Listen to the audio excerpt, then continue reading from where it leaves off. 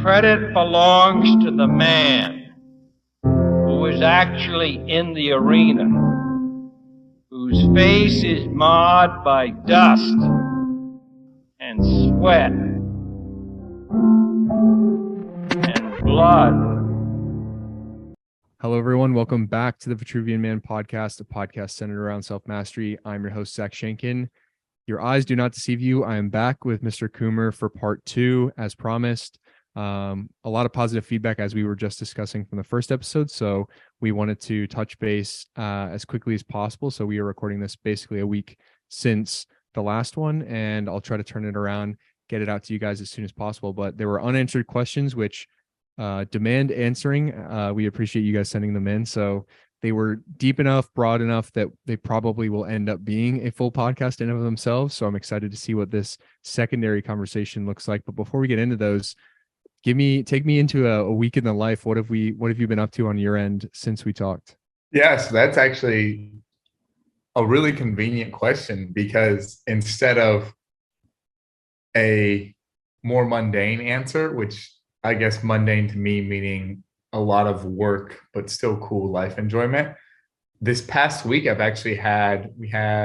was 6 of us total with some other visitors. I had some people out to our family farm here in Ohio, really doing like a demo tripper experience, where it actually surprises me how many, even Americans, but especially non-Americans and Europeans, that I meet through my travels or through social media, who are like, Will, I want to come to Ohio. I want to do just do American things, like shoot guns, ride dirt bikes and 4-wheelers, shoot off fireworks, stuff like that, go on a farm. And so really this past week has been, like I said, a demo and a test for that trip.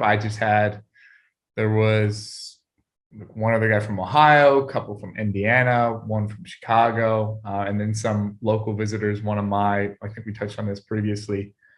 One of my purposes for all of this and having a brand is to encourage those that come from my small rural Ohio town, and demonstrate to them, like, you can do whatever you want. So brought them out as well, some friends, or just people I knew who were interested in online business or travel or anything like that, and brought them out to talk to my friends who we were doing the test for. So basically what the demo trip looked like was definitely still an emphasis on work. So I think we've talked about previously the way I approach life in an attack mode, where it's work balanced and contrasted by learning skills, cool activities, etc. And so we would essentially work out in the mornings, just going to our local YMCA, which the appeal to me there is they do have a sauna, but also it looks like a Rocky gym. So actually a pretty good vibe there, with people just getting it done. Pretty quiet gym. Would go there. Then after that would work till about mid-afternoon. So anywhere from 2 to 4 o'clock, quality work time, preparing meals for ourselves. And what that looks like is there's actually an Amish grocery store, or German Baptist rather, down the road. So getting all of our ingredients from there and preparing stuff like that. Did have to stop at a Whole Foods for some other stuff. But preparing lunches all together, like basically taking turns serving one another, which is a really cool activity there. And especially when some of us are better cooks than others.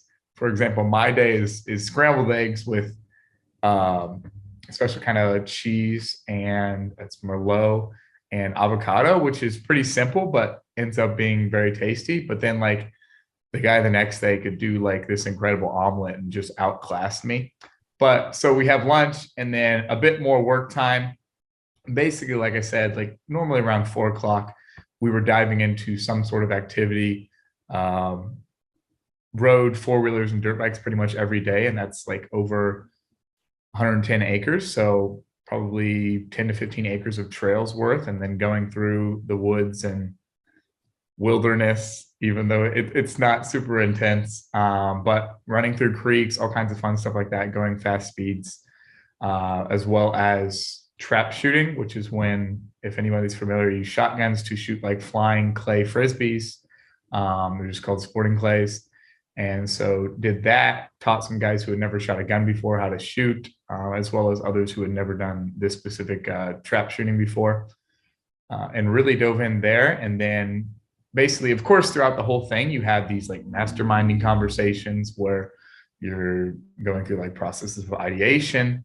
But really the emphasis in that end. So to conclude the daily summary of pretty much the day by day, we would end with more of that masterminding stuff over pool or a basically topic discussion. Even sometimes like one day we watched The Founder, which is basic entrepreneur movie, but related it and had positive discussion around that, and pretty much all organically. Then otherwise, to put, even though this was a demo trip, really focused on working with the guys on, okay, let's get two huge things out of this week, and over the purpose of one of my practices with my friends that I have in terms of, it's basically an accountability practice is we text each other what the biggest, I can't remember the word right now, move the lever. Deliverable, needle mover. Needle mover, there it is. Move the needle. What are the biggest move the needle tasks we're going to do this week, and just do that for one another because we really enjoy keeping up with each other's progress, etc. So we basically had, okay, what are these two things? You're going to have one in the area of personal clarity, in areas you might not be familiar with, learning more about yourself and what you might want to do in a business sense or a travel sense or more there. And then also generally like, okay, what are we going to do here from a work sense or an action sense in terms of, okay, this is a big development for me. And that was kind of the focus there. One guy, for example, really hit on the clarity piece where he realized he was talented and interested in a lot of things, but had never really gone in depth and realized from a personal standpoint, okay, this is why I love this. These are why I do these things. This is what I want to do and move forwards. So really developed that.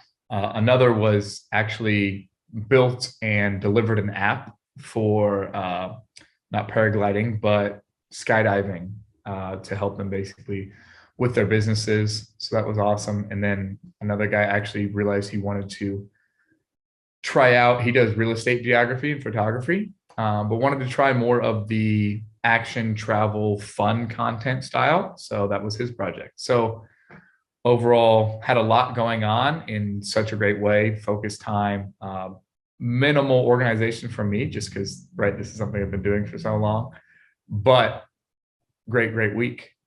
Definitely a cool week and a good one to have to answer a question like that. Yeah, definitely. I'm glad you had that week in the interim. Otherwise, it would have been a brief in and out answer, but that's sick. And obviously very, not to use your own terminology, but congruent with what we talked about on the last podcast, as well as just kind of how you're trying to set things up. It's cool to hear, even on the week to week basis, like there isn't a ton of divergence from that. Just being at the stage that you are in your journey. It's crazy because I started to, like, in the interim between us talking, I got the like email from Spotify from podcasters. I'm starting to get memories on my stories and stuff of like the 1 year mark of like when I started putting myself out there. And it's really surreal when you start to see that, because I mean, first of all, obviously it never feels like it's a year. Oh, time goes by so fast. Like those are all tropes, but obviously it does feel like that. But it is extremely surreal because my place was so different. And I was graduating from university, taking a full-time engineering job, and then just trying to figure out like, what does it look like to start putting content out there? And then the amount that my day-to-day thinking has shifted, like my mindset, my direction in life, all of these things, it's just dramatically different. And to be able to say that like I'm self-employed, I'm helping people actualize their potential as like a means of living. It's just like honestly surreal. So it's cool to see people doing that really, really meaningful work. And I don't know, like, it's just like to share the space, share the arena is like so special. And actually, can we touch on that topic for a second? Because I think what you just talked about in terms of like your mind shift is something really important that is actually talked about in enough things. Like you mentioned Napoleon Hill earlier, like Think and Grow Rich, right? They all talk about shifting your mind and the way you think. But even remembering from my perspective, like in personal development a couple years ago, I didn't understand what that actually meant and what that actually looked like. So that's something I'd love to, like I said, just touch on here. And especially in terms of giving an idea of what it actually looks like. So to give a personal share here, it's like before, essentially, I view all of that, we talked about this last time, as, you could call it a bunch of things, but the kind of funny mocking one I say is like, oh, okay, I was a wiener in the past, right? But I was always had, in general, the right intentions or looking to get better, right? The problem was the way I thought about things. And the way, one of the, like, my language here is like, you talk about like your mental software, right? Like just like a computer, your brain's a computer, etc. And so it's really the main difference in growth is the way you think. And so for those who are looking to accelerate their lives, it's not always about changing all the activities immediately, but the most important thing to emphasize, in my belief, is changing in the mind first. And so, for example, the way I think now is more in terms of even just on an intensity level. It's like, okay, David Goggins is a relevant guy. Like, I definitely think way more like David Goggins now than I did a year ago. And even through explaining this here, I'm like, oh, okay, now I realize why not a lot of people talk about it, because maybe it's a little hard to demonstrate. But in terms of changing your thinking, find the people that you want to be like and start thinking how they would, start behaving how they would. And even if it means creating a new character for yourself, start behaving that way, and then your mind will change.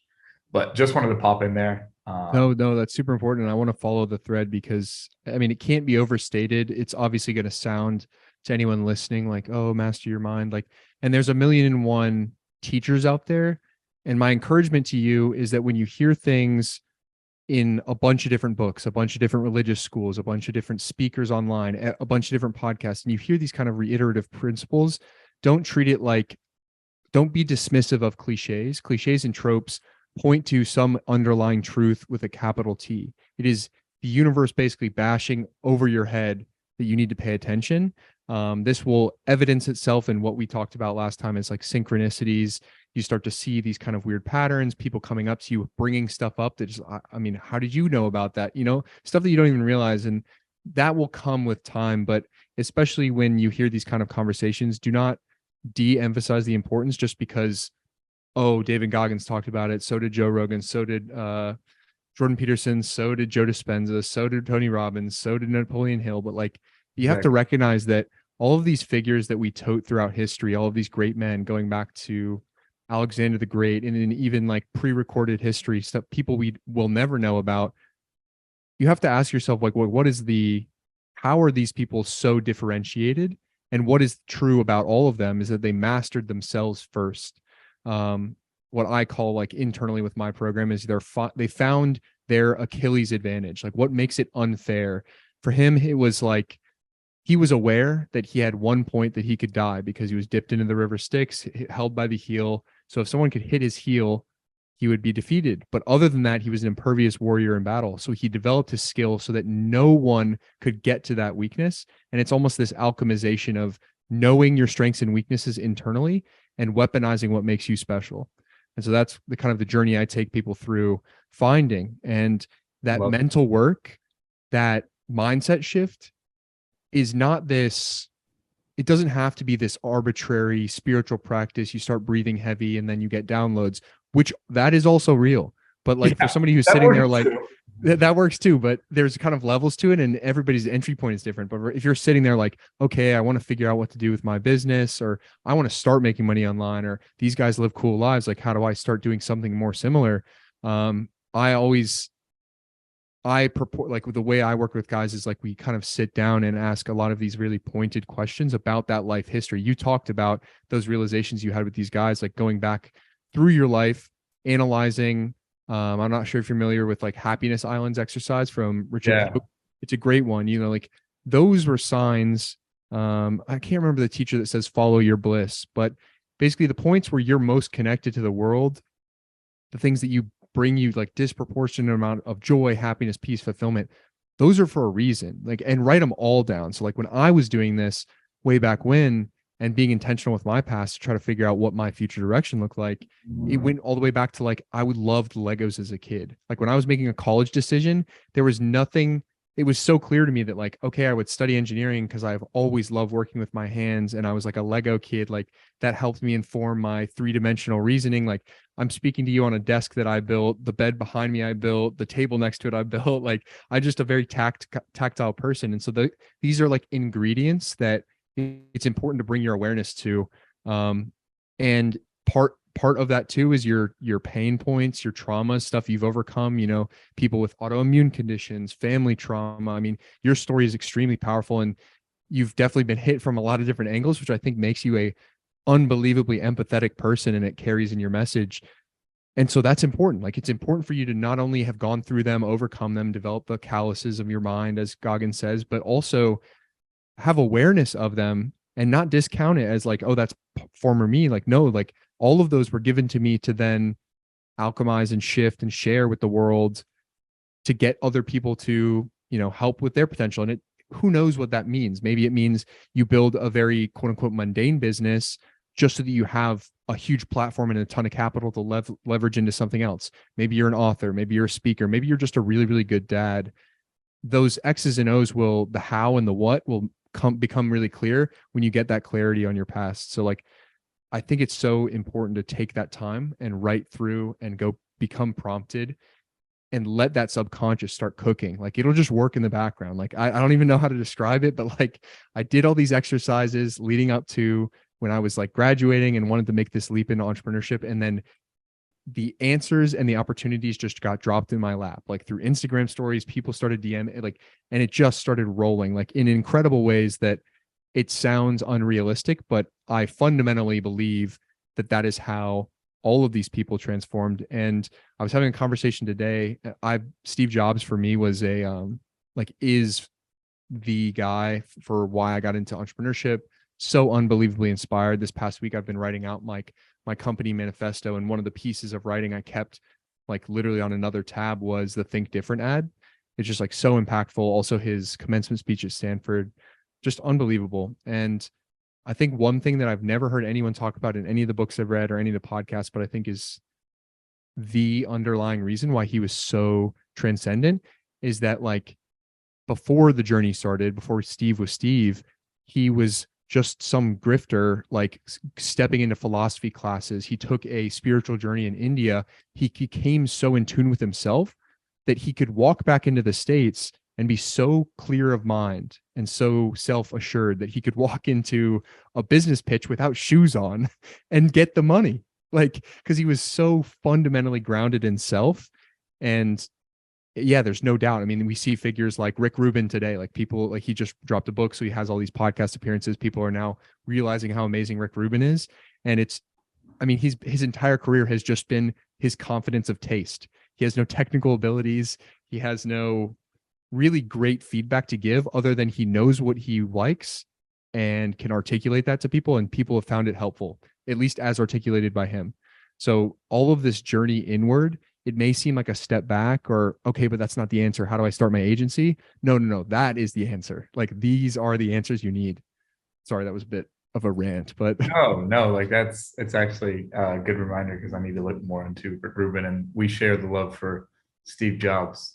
I don't know if you've heard one of his things, or I think it's a compliment that someone paid him was, or they just talk about him, is literally they act and people changed literally the way they were around him because they said it was like he had a reality distortion field.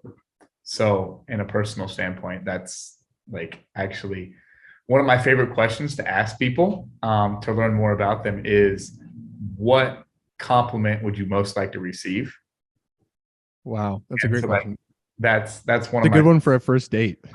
Oh yeah, but that's one of my actual like favorite compliment, like the one that I know I'm definitely really like either developed or on the like farther, definitely probably farther down the track, is like if I get that compliment, I'm like, yeah, we're feeling it, I guess, or just feeling myself, whatever you want to say. But that's always a kind of a background for me.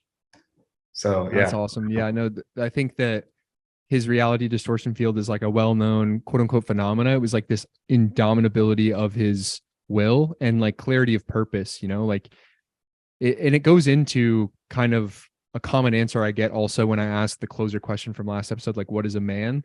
Winston on the episode I did with him, like he said like the word frame, and not in like the pickup sense, but just like having that sturdiness and clarity of purpose where like it's unshakable, where you walk into a room and people are out earning you. They're physically larger than you. They could throw sticks and stones, but you're just like so clear than like in doing you that, it's not going to shake or deter you or any of those things. And so, yeah, I mean, Steve, especially before he had the evidence, right? Like before he had so much, and with the products, I mean, it was just like fundamentally paradigm shifting for human history, which is like so impressive for the scale. But even at like the early stages, and he was just selling the first computers, he was like, no, it has to be this way. Like it just is this way.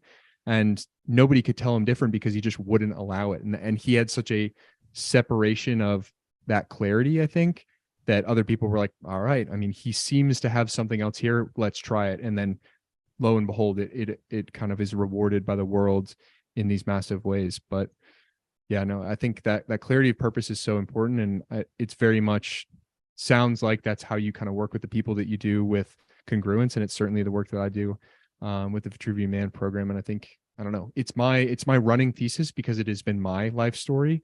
And so, they say like sell the solution that you solve for yourself.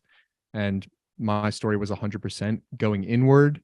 And then it brought to me all of this external world, which we can get into like the metaphysical elements of that. We were kind of talking about that before the call, but there is a deep, many, many layers to it. The very obvious and practical, as well as the like esoteric. Yeah, most definitely. Fully agreed there. All right. Well, before we wander before these questions, let's kind of dip into these. I want to see. Well, Cooper asked, what is the best way to start an internet-based business or find out what is appropriate for me? So I suppose we've almost answered it, or at least I've given my answer to Cooper, but I'm curious to hear what your input is. Yeah. So basically there's a ton of different routes in online business, as I'm sure we both know, and anybody who's really looked into it, you can go down the rabbit hole pretty quick. There's e-commerce, drop shipping, trading, whether that be crypto or Forex or whatever, US stock exchange, etc. Social media marketing, sales, right? So bottom line, there are just a whole menagerie of opportunities. And the second part of your question is really what helps answer the first. So there, just like you just mentioned, and we've been talking about for the past, whatever it is, 10 minutes or so, the clarity is really the most important part, but you oftentimes need to take two different routes to clarity. One is no matter how much I dislike the woo-woo feeling you get when you say it, but the self-discovery phase of clarity, and also the clarity through action. And oftentimes it's not really one or the other, it's both. So, right, we'll talk about the one that really I gained a lot of clarity through action with was sales. The reason I personally went into online sales was one, okay, yes, I had the clarity from the self-discovery of, I wanted to be remote and be able to travel. And it allowed me to do that and really, make an online income. And from a personal standpoint of, why I want to do this is because sales is very, very similar and aligned with most athletic pursuits, because bottom line, it's a competition between you, maybe your team, or you and the person you're closing, right? So it's in a very similar way an athletic endeavor.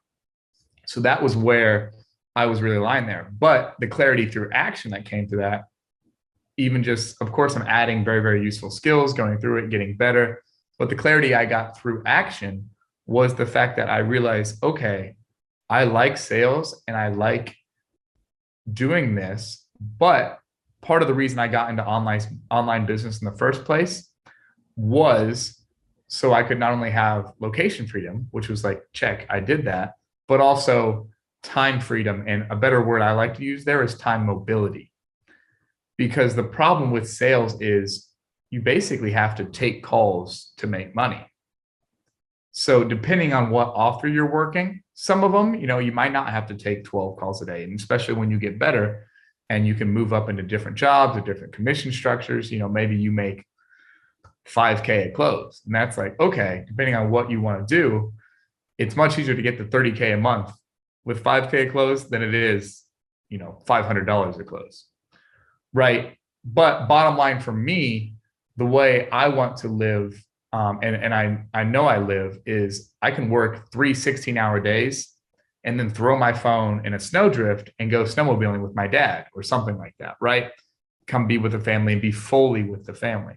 And so that was the clarity I got through action. And then the next steps were, okay, let's look at either within this sales opportunity, going to a different position, or explore other avenues that would give me more time mobility.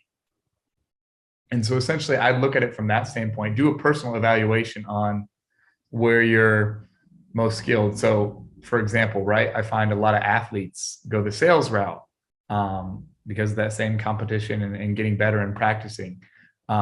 People who are maybe a little bit more introverted or more of a numbers game type people, they tend to go into like social media marketing or e-commerce, where like e-commerce, for example, is pretty much the most location and time mobility free option, or even trading as well. But those also aren't for everyone, where like literally you might not have, if you're doing it by yourself, you can work and not have any interaction with other people beyond basically fulfilling clients. Whereas with social media marketing or anything within their SEO, et cetera, you're working directly with clients, providing a service where you're getting to talk to people, help other businesses, et cetera. So doing the personal evaluation in terms of like, okay, like this is what I think I would like to do, but also the life evaluation where these are the things I know I would like to have. And of course, I didn't even mention like the whole coach side of things, which is just prevalent in so many different ways. And I've heard it so many times. I'm sure you have as well. And just a lot of people say it's the easiest way to get into it. I definitely think you should pursue and know how to actually run a business and do good business before you dive right into coaching. But I also agree, it is probably the easiest thing to get into, especially if you've had a lot of either triumphs or challenges or just tasks in life where you worked very hard and became very good at a skill or just one thing or another, and you can effectively teach it and it's something that people want to learn, then yes, you can for sure earn an online income from that. But that would be my answer. Yeah. And I think I definitely agree with everything you said. I think I'll just kind of add on my perspective is there's a few things. One, yeah, I mean, you can't, my previous answer stands as is. And I think that working with someone like Will or someone like me will accelerate your path there. So if you actually have capital to leverage, that would be my encouragement, is buy into a course or a mastermind or a direct one-on-one mentorship or whatever that is somebody that you are aligned with and you're like, okay, I actually vibe with you. I think that's like underrated, like actually like the person, and then work with them because it'll accelerate you. Like all the bumps, the trips, the fails, they'll just like speed you over that with whatever tools they give you and advice and everything. But secondarily, if maybe you don't have as much capital or you need to start making money, go work for somebody who is doing something cool. Things like a setting position, or just start DMing somebody, even if they have an e-com store, you can clip up stuff, short form content, whatever, do some sort of service for them, like very menial work, but in exchange for, even if it's not direct pay, you just get some sort of feedback or get an eye into their business, and you can kind of start to piece it together. I mean, obviously YouTube is like the perennial teacher, the best professor any of us will ever have. So you can kind of just start digesting content on cool spaces. But I think the emphasis from your answer is that like there's like an infinite amount of monetization vehicles. I mean, we didn't even touch on subscription-based businesses, helping a podcast scale, being a producer, being an information curator, being a researcher. Like there's so many different tiny minutia for like how you can attract the money your direction. But I think that if you want to play a long game, you want to enter into something that you're okay doing with for a while. It doesn't have to be, okay, I'll make a 30-year career out of this. But if you wouldn't do it for a year and a half, 2 years, in my opinion, especially bringing Memento Mori into your perspective, like if you died tomorrow, would you really love, I don't know, clipping up short form or doing SEO? Like try to align yourself as positionally possible with something that you like. And then in parallel with whatever you're doing, I think it can't also, especially just by the nature of what we both do, we have to bring up the fact that you should just be making a personal brand, period, in parallel to whatever you're doing. And I think personal brand is this whole like kind of, it's like a gross term. It's hard to digest. Like, what does it mean to be a brand? Do I have to have an idea for my aesthetic? It's a lot. And I think that talking to someone like you or talking to someone like me could give you a clear direction on what it's all going to look like. But the best starting place is just start posting on your stories to your existing following things that you think. Period. End of story. That's how I started it. It was actually upon recommendation from Daniel Catanzaro, like inside the tribe team. Like we connected kind of organically, like almost a year ago. How I found myself to Arlen and everybody, but like he was just like, yeah, I mean, my encouragement was just because I was talking about basically the issue of like, I'm graduating, I'm realizing I want a different direction for my life, and my current friend group is not it. And so he's like, well, the best way to attract people is you have to let people know what you think so that they can find out if their minds are aligned. So I would say, Cooper, if you're out there and trying to do whatever you are, whether it's the YouTube research route, you buy into some course, you start working for somebody, you get a sales job, in parallel, just like literally when you're on your phone, shift that mindset from consuming other people's content. Like, obviously, I love that you're listening into this podcast with me and Will. We love that you engage with our content, but position yourself like it's that mental switch. See yourself as now the creator. And it's not going to happen overnight that you're going to get thousands of followers. Where me and Will are both accumulating that followership, audience, etc. But the people that are already following you currently just clicked follow from high school, college, whatever, like shared circles. But you are a human being and like you have these diverse opinions, and you'd be surprised. Like I was shocked when I started putting my thoughts out on whatever, instead of just putting SportsCenter highlights up on my story. I'd be like, I'd put this thought-provoking podcast clip and be like, yeah, what do you guys think about this? I have this opinion, whatever. You get organic feedback. It's really like amazing. And they're from people you wouldn't really expect that have maybe been like lurkers on your account. But yeah, no, I think build in parallel yourself, because you'll be able to leverage who you are into whatever your vehicle is down the road. Most definitely. And seriously, couldn't agree more with all of that. But even to touch on what you talked about, like buying into a course, that's really how I did it personally, right? I mean, and just to use the ultimate example, it's like, okay, what do? You buy into fucking college, right? Like that's how you get to one. So why is it strange? And now today, I'm assuming you're probably operating in a similar manner. Like if I know something is going to help me and there's something I want to learn about, I will do whatever it is, because one of my biggest optimization or things that I optimize for is literally efficiency. So if I see, okay, this guy hasn't mastered, I can vet, okay, he's doing good work, he is where I want to be or knows what I want to know, I will 1000% pay for a course or a mentorship or whatever to get where. And that is the ultimate acceleration tool. So, and I don't know how many I've bought like over the years, or even the past like 3 years, like definitely, at least now thinking about it, it's like, okay, like it's this many, but it's not like 400 because I get everything I can out of the resources. But if I know it's going to help me, I want to get better in some way like this, I'm willing to do it. So yeah, I agree. And you can even like, I'm a huge reader. I just love to like pick those stuff pieces. Like there is eternal wisdom in books. So, but I would encourage you to also put into the frame, like if all of these great authors were around in our modern age, they would have these kind of offerings. Like 100, they just didn't have the kind of course offerings, the mentorship potential.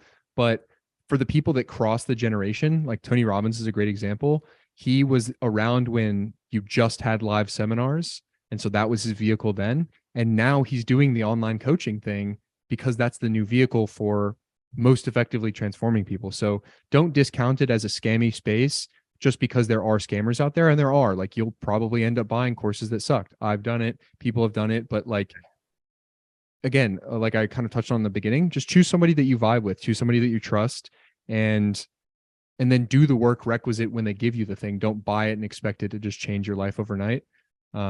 Yeah, so kind of a long-winded answer, but I think we've covered the breadth of it, and I certainly think that that is effective. Brad asked a similar question, so I'll just acknowledge the question, but I think that answer wraps it up. Is where do you think the world? Well, he said his secondary part was, what do you do for money / how can I get into that? So I think we touched on the internet money thing kind of broadly. If you want to answer specifically, you can, but I think we kind of touched on that first episode. Yeah. But we were talking before this podcast on the front half of Brad's question, which is, where do you think the world is going and how can I ride that wave? Yeah. So to open up that conversation, basically what we had talked about was AI and ChatGPT and everything there. So obviously we're all seeing, everyone in all parts of, like, not even just online business people, but I'm sure it's all the way through LinkedIn and on the news and everything. And it's been talked about for a long time, like robots or AIs are going to take our jobs, right? So my belief, bottom line, and I don't even know if we got to dive into this, but is I actually personally don't use ChatGPT at this moment, right? Because it's not as effective for the tasks I'm doing. That doesn't mean I'm against it for anybody using it. What I am against is using it in replacement of your own thinking and your own connection to what you're supposed to do. And to put it like a spiritual lens on it, like connection to God. So I am not personally worried about ever being replaced by AI or anything like that, because I know that my, essentially, whether it's the work I currently do or what I could do, is dependent on organic human thinking, interaction, and life. Like literally it has my life source put into it. I'm not having a machine or something do like whatever my work for me or my thinking for me. And it's not really even at that point yet where basically, right, most people who use ChatGPT like are using it just to accelerate the workload, which is going to take out the lower levels, essentially as in the workforce. So definitely I would say to ride the wave is, if you're looking at like things like AI, right? Like if you want to ride the wave of that, like obviously it's to become an expert in those realms. But once again, just like you have trends, there's going to be trends in that same way. I think for the most part, AI is definitely going to be around for the future. So is not as much a short-term thing. So as far as riding the wave in that way, but then otherwise, I would say definitely differentiate yourself, like learn unique skills and make yourself a unique human. So you don't even have to ride the wave. You are the water, right? Like you are the wave, I guess, some Bruce Lee type stuff. But literally there, right? Like be different, unique, and organic and true to yourself, basically there. And people will always value your insights, wisdom, and abilities, right? And especially if you're learning a different spectrum of skills, you don't have to go and be like underwater welder who speaks 7 languages. Like, okay, like underwater welder, that might get replaced, whatever. It doesn't have to be crazy, but just so that you can be definitely differentiate yourself in the ways that, like, okay, there's not a lot of people doing this, and this is a skill that I do better than anyone else. That's bottom line, what's going to allow you to continue to succeed and grow and develop. And also the number one survivability, like skill or determining factor is not size or strength or speed or intelligence. It's adaptability. So bottom line, if you can make yourself more open-minded or adaptable, that's always going to allow you to become the wave or ride the wave, whatever you want to say. I agree. And yeah, Dan Coe talks about being like a niche of one. And it is again, another one of those tropes, be yourself, no one can be a better you than you. But legitimately, when you think about the context of that, it's going to be, I think we're entering a world pretty soon where humanity, leaning into your humanity and individualism, will be the differentiator, whether you are really, really, really successful, like top cream of the crop, like somebody kind of shaping thoughts and like leading, versus just on the consumptive side. Whether you think like very Orwellian about the future or like very positively about the future, I think there is no doubt that the human side is coming and is going to be almost newly emphasized. I think we're going to see our generation is actually going to be this like weird middle child, where we were actually educated and raised being told that the hard skills are the most valuable. So like engineering, law, all of those things, accounting, the mathematics, but humans will at some point no longer be able to outcompete the machine because it will have learned from every human ever, the best in the field, whatever. And so I think we're actually going to see like a huge pendulum swing, and we're going to be stuck because we're educated in the old ways, but like we're going to be asked to be artists and creatives and, tap into humanity and collective consciousness and source and God in ways that a machine never could. And so we're going to be raising our kids, like trying to get them to be painting all the time rather than like, you need to get your numbers tables down. Right. So I think that's going to be the shift, which is really exciting to kind of think about, because it's, as a romantic at heart, it excites me. I don't know if you've seen like the Dead Poet Society, but that one monologue from Robin Williams is amazing. He's like, engineering, law, math, physics, these are the things that are necessary for human life, but love, poetry, writing, this is what humans stay alive for. It's worth looking up because obviously I've butchered it, but it's just like a very romantic ideal. And I think that, interestingly, when you take a very like meta perspective on all of the most influential humans across history, they were actually always generalists. I think we were actually sold kind of a lie, and this could go into the, the elites, whatever, but we were sold a lie of specialization where they try to put humans into these little like efficient 1-unit boxes, like cog into the machine. Definitely like a post-industrialization concept, but in the modern age, everyone like got really, really good at one thing. Like you were labeled by one word that ends in ER, and you're either an engineer or a whatever, account, like lawyer, whatever. And so you get plugged in, you have a super narrow field of expertise, you're really good at it, you get highly compensated. But I think the world's going to shift to, again, adaptability. If you know the way generally, you will know the way narrowly, however that quote goes. So I think we're going to see a renaissance of, not to use my own kind of language, but we're going to see a renaissance of the generalist, a renaissance of Renaissance men and women who can think broadly about a lot of things, synthesize ideas. And that sounds like kind of complicated, but what does that mean? It just means being a human. We are crazy good at taking in a bunch of inputs, listening to somebody, seeing things outside the window, focusing. Like I have my notes here. Like there's just all these inputs going into my brain right now, but I'm still able to simultaneously synthesize a thought, speak it to you, read your body language. Like we're just amazing at it. And like you're doing it all predominantly unconsciously. So don't fret. I've definitely taken the doom pill. I've taken the black pill before. It is scary when you think about change, but the fear is only in uncertainty. And if you contextualize everything as uncertainty, it's just a frame shift. Like you already don't know what's going to happen tomorrow. You just don't. Somebody could pull up to your house and commit a crime. Somebody could pull up to your house and drop a briefcase off $1 million. Like there is a fundamental uncertainty about the future. So how you look at that uncertainty will determine kind of how you are able to operate on the one day at a time thing.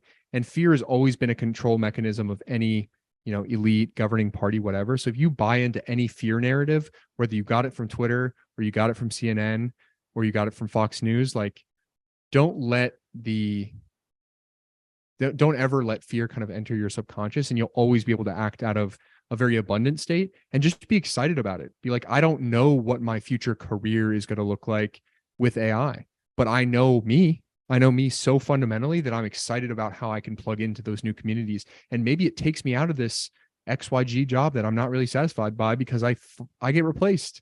And then I have to take 6 months with my savings and figure it out. Like, how blessed are you? How blessed are you? Like, the world gave you the opportunity to step into something more amazing. So I choose to try to take the white pill perspective, because ultimately you have to choose a way to think about it.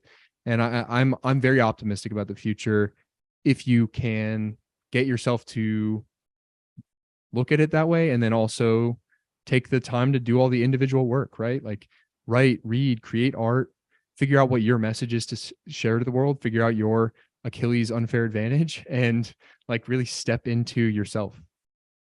Yeah, most definitely. And that's like 2 points. One, I'm sure you've heard it before, right? A lot of people in our space say it, but it's like, I'm long on the human spirit. Like, that's the white pill there, right? And then two is, bottom line, if you're taking the doom pill or whatever, basically part of the reason, right, I'm long on the human spirit is myself personally and seeing others. But also, oftentimes you think that way, or people get worried about, losing their job or something like that, because they haven't become, like you said, like these Renaissance men or whatever. Like, when you actually do the work and, either gain multiple skills or have a broad variety of interests, the possibilities are endless. Okay, yes, if you've been in a role for like a really long time and you're a master of one, like, maybe that's gonna be hard. But when you have the other skills, you can still go. And of course, right, having a family and being dependent there. But the better you prepare by having expertise in different areas, or just building yourself up to always be a resource for people, the better you can respond in the case of the negative or whatever might happen in the future. Yeah. And also, like, because I have really gone to those dark places, and I don't want to just sound like I'm preaching from this very like airy fairy, everything's going to be okay. Like, there is an equal opportunity. Everything is neutral. It could be bad, could be positive in the future. The future will just come. And so maybe it does end up in this like transhumanist, like dystopic world. What has ever been your idea in your mind of the perfect life? I think for a lot of people, it's like a peaceful homestead, a family that loves them, good health personally, and just enough ability to provide for the day to day and live. If it means that we return to just doing these like smaller communities where, you develop whatever your skill is, maybe you're the carpenter in your little area, or you have the cows or the chickens or whatever, like, is that going to be the worst thing that ever happens? Like, I think the adaptability, like, we always find a way. The human spirit is unbelievably enduring and endearing as well. And yeah, like, don't put yourself in a box that you're paying rent for and get really, really scared because you're seeing stuff online. Like, go talk to somebody, like, close the laptop and have a conversation like this on a farm in Ohio when Will invites you out, and go shoot a gun or go fucking to the Amish store. Like, just live a little bit, touch grass. It's like an annoying, it's definitely touch grass, bro. It's an annoying, it's a super annoying advice, I think, to hear, because I've been in those dark places and I would have maybe like written it off. Like, you're not being serious enough. Don't you see what's coming? But I don't know. I think a little bit of breathing room, a good night's sleep, and like literally touching grass will do a lot for your mental if you're in one of those places where you're not really sure where things are going to go in the future. And then again, like, start to piece together who you are. That really, really strong sense of self will make you so much less scared about the future. Do the work, like, read books on it, buy into courses on it, DM myself or Will. Like, I'm happy to talk to people, because like, nothing fires me up more than people seeing their own potential and recognizing it. And like, it's why I position myself to do the work that I do, because like, I think that is my gift to give the world. And I get to do it every single day. And I like, whoever is listening to this, like, don't be afraid. Like, do not let fear incept into your mind, because it's like a really annoying bug to get out. And like, having gone through those dark places as like somebody who loves to go down rabbit holes and is like maybe a bad habit of doing so in a lot of arenas, like, there is a point where too much knowledge is just, it's masturbation, and a lot of it's conjecture, especially with the AI and quote unquote future space. So you said it really well at the very beginning of this conversation, which is like, you are the water, just like you are the rider of the wave and the wave itself. So just flow with it, and like, yeah, long on the human spirit. We're all gonna make it. Yeah. And that's what, to add just to that fear point, literally, this has been one of the best parts of programming for my family is from forever, basically. I remember my grandfather saying, fear is not from God. So, right, if you're on, the That's a right great side, line. like, okay, it's not from God. So why do you even entertain it? And then to respond to such, obviously we're going to speak in like whatever religious or spiritual terms, like it would be like godly action is the best response to fear. But even just action, period, is going to be the response, right? Like, okay, if you're fearful for your future, then take action by preparing to whatever future proof your life, right? Like learn everything we just touched on. Yeah. And if you guys are looking for a book recommendation, I don't know if that's an annoying thing in this space, but a book recommendation directly on this topic is Outwitting the Devil by Napoleon Hill. Basically, the book is posited as this dialogue between Hill, the author, and the devil. And he's basically asking the devil, how do you take control of people and how do you win? Like, what are your tips and tricks and tactics, so that he can kind of dissect it and make clear to the reader, you and I, what is the form of the devil. And ultimately, Hill kind of posits this, it's internal, and like he takes people into a state of drifting and non-action, like you kind of talked about, through fear mechanisms, through convincing them that they're less than themselves. So really, really good book, kind of like a frame altering one if you're in one of those darker places. One that I would recommend going to. But I think we touched on that. So Brad, I hope that was a satisfactory answer. Let's see. Jack asked, what do most people get wrong about the reality of being an entrepreneur? Great question, actually. There's of course the mainstream entrepreneur answers where it's like, oh, not everybody can be an entrepreneur because they can't work for themselves or do this or that. But I would say most people get wrong the capacity for discomfort, right? And when I say discomfort, I am encompassing everything in terms of ability to fail, ability for, or not ability, but essentially we'll use ability for now, your ability to take risk. Obviously, there's a better word there, but your ability to take risk, your ability to actively learn and apply, your ability even to set your own standards in your own direction and move there. So it's obviously super easy to just see, especially on social media, somebody who's traveling or doing this and that. Like, for example, one of my perspectives from having a lot of friends in the space, are like the super easy one to look at is the videographers or the people doing content, right? Like actually knowing those people, and what I mean by videographers and content is like the travel vloggers or whatnot, right? Like many people will be like, oh my gosh, that's a dream to do all of this. But what they don't see is, yeah, a person takes especially in the beginning, when maybe somebody doesn't have sponsorship deals, they could have 1 million followers, but they might not be even getting paid for what they're doing. And they have to pay $2,000 for a flight. And that flight is literally in the back of the airplane in the most shit seats you've ever sat in. And then they're doing all of these activities, recording it. So not always even getting to enjoy it fully. Then more often than not, especially if they're looking to really work, they're staying up all night, editing all these videos, editing the things. I'm sure, right? Like editing a podcast probably isn't a super easy thing to do. And you just see, okay, yeah, sometimes maybe, right? When you do it more, it gets easier and easier. But that bottom line is like the work goes unseen almost 100 times out of 100, right? And so that's really where the perception is. And one of the best ways I've heard it said was, we look at, especially like athlete sports, business, movies, all kinds of things like that, where you have, it's almost everybody's favorite part. Like in the Rocky movie, like the training montage, everything like that. The problem with movies is those training montages are like, what, 5 minutes, 10 minutes, right? When in fact, the longest parts of the movies are, okay, maybe the introduction and the success, right? But those montages are more often than not years of actual work, or just way more than what we expect of actual work and time put in.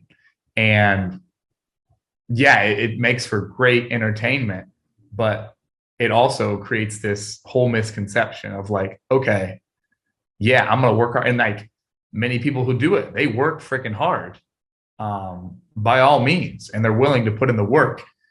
The time and consistency is where the misconception is. I think that's a totally fair one. And yeah, I think especially with maybe the world you live in with kind of this like travel, lifestyle, curation space. Yeah, like reality does not always meet one-to-one. Like you are always seeing a curated version of reality. It's part of branding. It's part of the ego serving itself. It's a lot of things. So just be prepared to strap the boots on. I think many people conceptually understand it, and I think it's almost good that they don't know how hard it's going to be. Otherwise, many wouldn't start. So that's a great one. I think my answer to this question is actually that being an entrepreneur is not what you really want. While what I want to elaborate on that is, it is very similar to a watch or a car or the house you set for yourself or the bag you want or the trip you want to take. Assuming that you can somehow get to a place or be doing a thing that is going to bring you that deep sense of fulfillment, purpose, etc., is wrong. And many entrepreneurs actually, they get really excited and like they're in the doing phase, the building, the scaling, and say they're building a social media agency. They're in the trenches doing cold DMs. They're doing tons of extra service. They're doing all this thing, build up these revenue goals. So they think they're climbing the mountain, and they are in one way, like you're bringing in more money, but eventually you actually end up creating a job for yourself. You've kind of just you've built the job that you left, but the only difference is like you get to say you built it, which is exciting. But I think there is something to be said for kind of, one, the ability to step away and have something that kind of is bringing you what you ultimately set out for, which are things like time freedom, location freedom, and like essentially decision-making freedom, like encompassed in one word, sovereignty. It's why many people, I think that's why people want to be entrepreneurs. They want to be a sovereign individual that can say fuck yes or fuck no to opportunities whenever they want, to whoever they want. And I think that is the right reason to get into it. But going in with eyes extremely wide open and being like, this may get me to X amount of MRR, but what does it look like when I'm making that much money at the end of the month? Am I also spending 80-hour days editing short form clips? Am I also sending 500 cold messages or doing cold email? Think about some of that perspective. And again, mentorship is key for this. Like, get into a space where somebody can tell you that has done it. And then do the internal work so that make sure you're not optimizing for an outcome that you didn't care to enter in the first place. Again, I try to think in both Memento Mori, meaning if my life ended today, would I be happy with what I did today? And then secondarily, I like the grandfather or the veteran frame, meaning like if I'm on my deathbed or very, very old, looking back, am I happy with how I spent that time? And was I okay doing this exact thing for decades at a time? Like, pick a long game. And that sounds like a big chunk to bite off if you're like early in your journey. That answer isn't just going to appear overnight. That's part of the learn by doing thing that you talked about. So you do have to just pick something and start. And like, it's better to be an entrepreneur than work for someone, in my opinion. Like there's like the sovereignty and decision-making, the fulfillment of like, I put in X, I get Y out. There's something really, really special about that. And then don't over glorify entrepreneurship as well. Like, maybe you could be most effective as an intrapreneur, like helping somebody scale their business in a very industrious way. Try to seek out some opportunity you can get equity in so that you are, again, incentivized to really, really grow. And then it's more or less the same kind of situation, but you get added benefits of stability. And you get to immediately collaborate with someone cool. Like solopreneurship is fun, but it also means you have to wear every single hat. I say you get to, because it is a choice that I've made and an opportunity, but I mean, you're learning every skill all at once. It's intense. Like a podcast editor is a full-time job, but that's just the editing. Like I have to be the host. And then I also have the sales side of my job. I have the marketing side of my job. I have the content creation side of my job, the writing, cold outreach. I mean, it's just like an immense list, like almost hard to describe to people. And I love it because like I get to be schizo and bounce around and do whatever I want, and do a lot of different things. But I think that would be my biggest misconception, is that the business is not going to save you. The business is not going to give you the fulfillment you want necessarily. You're seeking these kind of higher level things, like whether it's sovereignty or fulfillment. So really go in with your eyes wide open. That, to continue off of that too, that sovereignty and fulfillment, that, right, like what I say, congruency with your life is actually the differentiator. Because, and you said this so well, really encapsulating it all, is nothing is hard or easy. It's like you said before, it's neutral. It's all on a scale. It's really how much fulfillment or how much you like doing something. Because just like you just brought up, like podcast editing is a full-time job. But when you're in an opportunity like, okay, working for yourself, and that you know this is going to help you, right? Like you might not enjoy that task, but what you're going to get out of that task is going to be where the real reward is, right? And to do the entrepreneur thing, like there are people who are given visions and must carry out, and sometimes they need team members. That does not lower you in any way by doing that. And I would maybe argue that I think everyone has their own individual mission and thing that they could share, but there are definitely like major points of contribution in a ton of different areas. So that could be a huge contribution of yours, but never should lower how you view yourself or what you're doing. Of course, there are advantages or disadvantages, but just like you and I both talked about, look at the clarity of what you want your life to be like, who you want to be, and what you want to do for your personal reasons, not what society tells you, not what your friends tell you, or not because you want to look or be portrayed a certain way. What you're supposed to do and what you feel most called to do.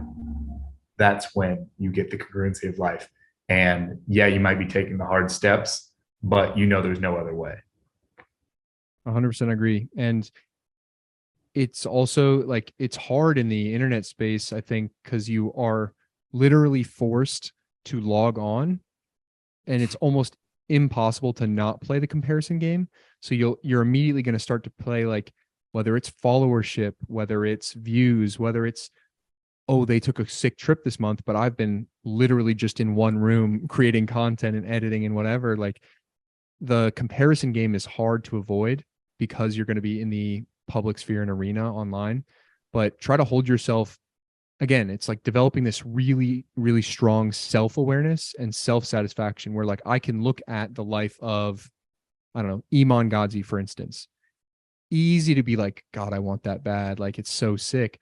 But I actually have done the work and like answered the questions for myself. Like, his endpoint, like what his life looks like right now, is not my dream life. Like, it is just not. It is a dream, and it is like very romantic and cool and like fast, and I don't know, it's alluring. It's kind of like sexy on the outside, so you can be tempted by it, but it's not my answer. And because I know and have that really deep sense of self, I can kind of look at it and be like, that is awesome, good for him, but I'm building this other thing and optimizing for a completely different outcome. And when I like, that answer for me also doesn't mean I have to get to, $100 million XYZ. Like, I know the number I need to get to like X lifestyle, the rest of the money will just help the platform, help me help more people, and will be the reward of the good work that I put out into the world, but not necessary for the lifestyle that I want for myself. So yeah, don't like, I think it's like a huge kind of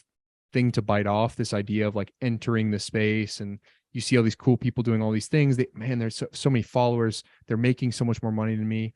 Like I have fallen into it. I still don't totally avoid it all the time. Like the comparison game is tough, but yeah, like the more you can develop that sense of self, the less shakable you are. Remember like the frame example, like know thyself truly, so that when somebody else is doing something cool, you can say yes and me, not Yes. like, oh, that'd be sick. Like, let me try to kind of change my lifestyle. Let me buy the cool cutoff shirt that Will's wearing because like he looks sick right now. Like, just do you so fundamentally that like you have no question of like, I would maybe want that. No, I actually know exactly what I want, and I'm moving iteratively towards it. And it again, congruence is important because it encompasses not only the business part of it, but the lifestyle factors and the day-to-day habits and the practices, and what is my family going to look like? How do I want to interact with those family? Like layers and layers and layers of what life looks like, life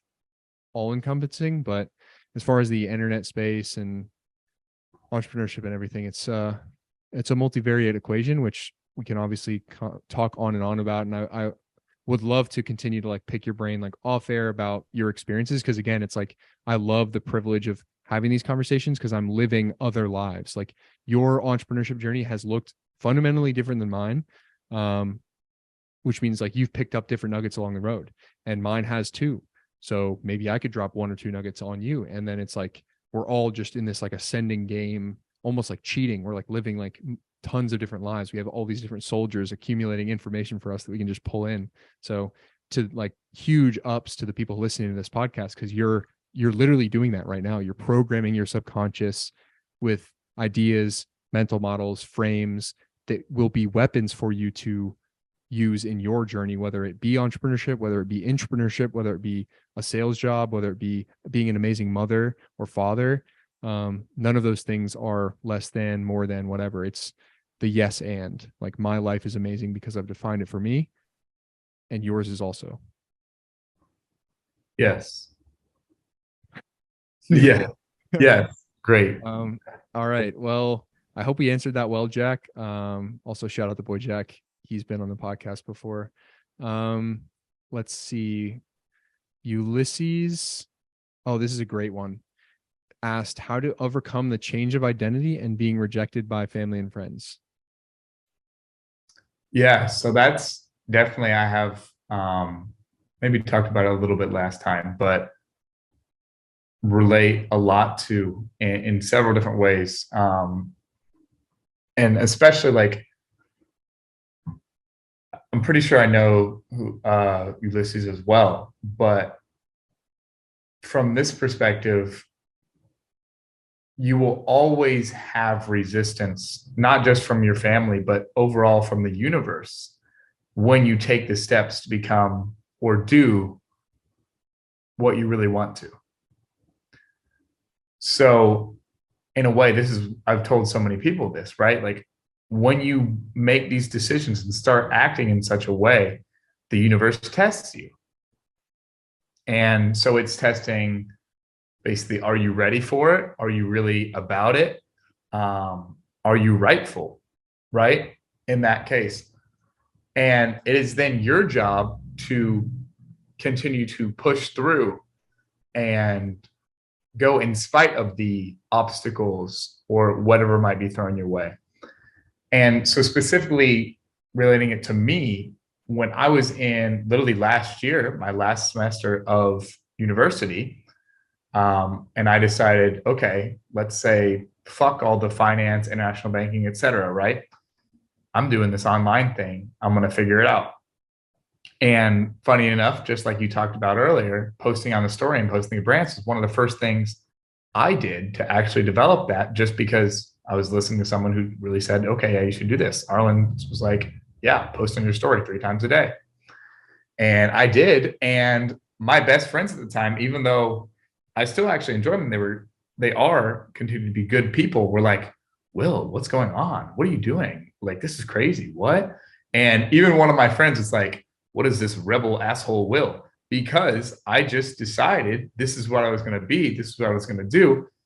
And I'm not going to take a lot or take a lot of the shit I had taken before, or you can just be that same person instead of, right? And this, I'm sure we could talk about for a long time, the difference between, wanting to and being and doing, right? There's a significant difference there. So you can do all this or play all these scenarios in your mind, but they don't actually happen until you become it and do it, right? Until you take the action. And so going through that, right? Adding in the family dynamics, those can be a little tough, but like you've already established, the whole frame thing is massively important here. Because if your family truly loves you, or your friends are the right people for you and they love you, right? They just have to get used to it.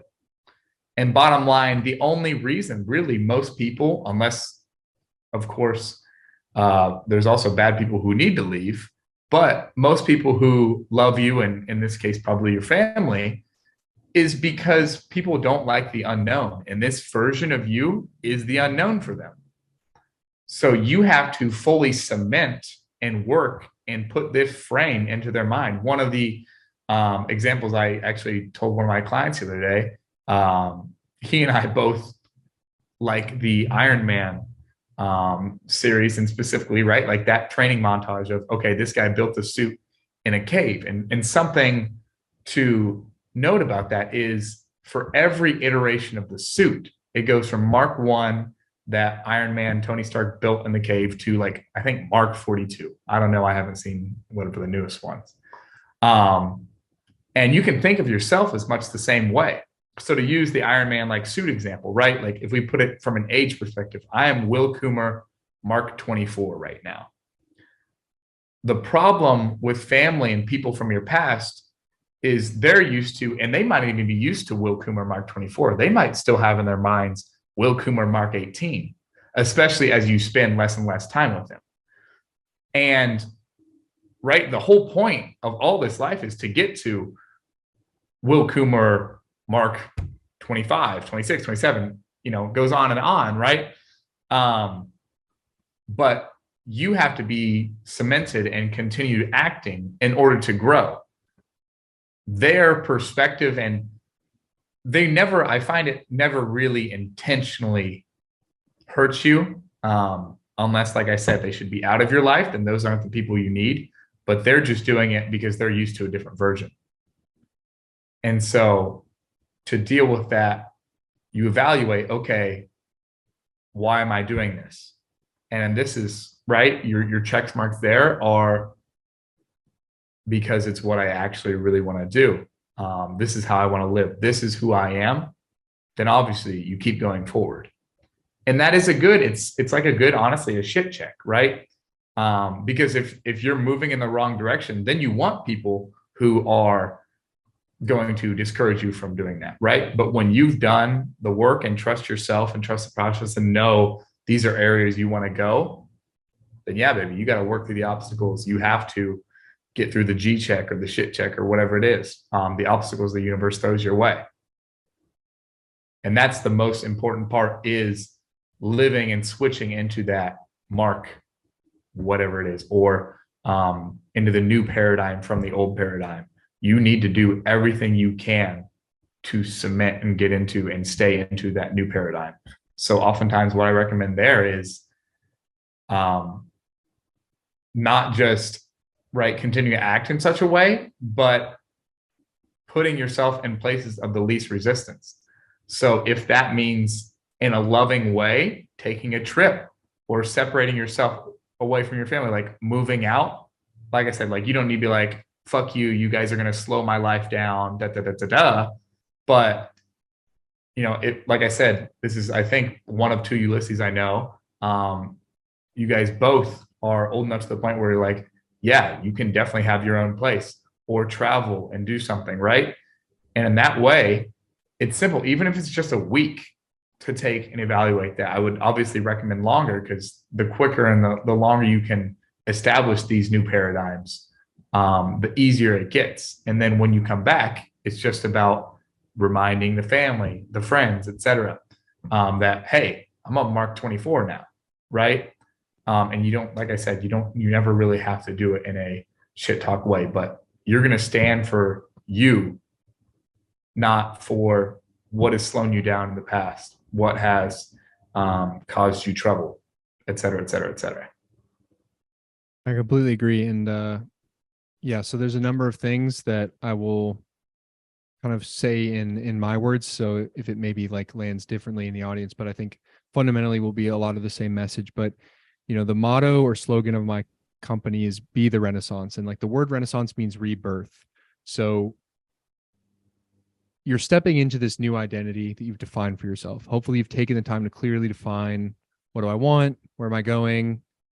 What are the values, traits, etc. All the work that you need to do to figure out what that's going. So you now have that defined. You're starting to take actions, and you're starting to see the periphery change. People are like, "Yeah, what do you mean, bro? You're not going to come out with it? You're not going to have a drink? Like, you think you're better than us? Like, what do you like? Come on, it's Friday. Like, you're going to work on the weekend? Like, all these types of feedback you're going to start to get, and it's really hard to stomach when it's not just your buddies but your family. And I want to circle back and touch on the family thing because I've had an interesting perspective on that, like change somewhat recently, but that's the first thing is it's going to take the death of your old self to become your new self. You can think of like I know that's going to be very dramatic, but I guess I have a flair for the dramatic, but like the Phoenix example, right? Like it literally disintegrates into ash before this new version can come out. Very much the same. You have to completely like die to yourself, this former version of you that had these habits, hung out with these people. Those people knew you for that version of you. And if they are meant to be with you for the long term, they'll make the adjustment. They'll be like, oh, I'm also into Will Mark 24. Like, that's sick. I'm happy about that new direction. But there will be some cohort, and oftentimes a large cohort, especially if you're transitioning from high school to college to postgraduate, that aren't going to be okay with that because they're still trapped in their previous versions of whatever, and they've defined different things for their life, not better or worse, but just different, and they're not okay with where you're taking things. And so in the context of like how in the final act of like my program is like the first thing is gardening the snakes. You have to cut out people that are properly toxic. And so that means having sometimes those hard conversations and saying, hey, this is my definition of who I want to be. These are the limits I'm setting on kind of the behavior and how things are going to go moving forward. If you're not okay with that, then maybe we should, be in less contact. And sometimes that has to be family. And these are really hard to have. Like, again, walking through it, writing those conversations out ahead of time, being prepared. Don't just go emotionally into those situations. Kind of keep your head about you. But it is necessary to do that. You need to get the snakes out of your life because they will be more limiting. It is already hard enough to overcome your internal doubt. Do not let other people augment and pour on the toxic, ultimately their internal fears onto you. Because when they hear about your big dreams and they say that they're scared for you, the truth is that they're scared if they were to try. They have no way to live your life. They're just them. They're afraid that they couldn't do it. And so they're going to say that you can't do it. It's really hard to quiet that internal dialogue, that devil within. Do not let somebody else add to that chorus. So you have to cut those people out, like get those voices away, whether it's move away, set boundaries, unfollow, mute on social media, like whatever degree of severity is necessary, that needs to be done. And then with family, there's a little bit more nuance only because there is something deeply spiritual about like, I don't fully advocate just walking away from your family entirely. Now, short of like things like physical abuse or whatever, you need to be able to work with letting them have the time to adjust to who you are becoming. And then also, maybe they never will fully get it, especially with the age gap. There's just going to be things that you're doing online. They might just fully never understand, but they do love you and they're trying to love you up to their understanding. So people can only act up to their level of awareness and consciousness. So just lead it with grace and continue to affirm to them, I'm okay. I'm doing things that I love. I'm very happy. It's going to be okay. You don't need to worry about me. Because again, they do care about you in a different way than friends or strangers ever could, because there is that familial tie. And just be patient with them. Maybe they'll eventually get to like a greater level of quote unquote understanding, and maybe they won't. But it's not your job also to delay yourself or distract yourself by like proselytizing or trying to like coach them up on your future vision. Like, things move too fast. You literally have too much to do, especially if you're going into the solopreneurship thing. Like your day should be busy from the time you wake up to the time you go to bed, not like on some hustle porn shit. Like you should still do things you love. You should still train, eat, spend time with friends, read, but there should not be idle moments or like hours of wasted scrolling. Like you're stepping into a life that will demand a lot from you. So be prepared for that. But as far as, yeah, with the family thing, like just be patient and act with grace.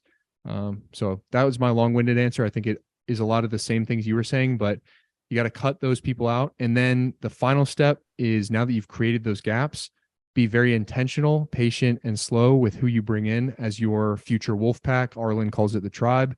So key. You know, you're creating these holes and you're going to have to be alone for a while. You can weather the storm. You're a big boy or girl, but wait to see who those next people are. Find somebody who can sit across from you on, you know, cumulative 4 hours of a podcast and just fucking vibe. Like these are the people that you can go to war with, or at least happy to share the arena with.